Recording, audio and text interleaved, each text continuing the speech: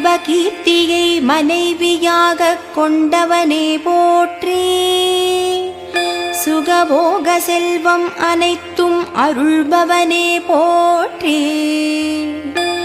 பெருமையுடன் கீர்த்தியும் அளிப்பவனே போற்றி. பேரானந்தம் தந்திடும் சுக்ர பகவானே போற்றி போற்றி.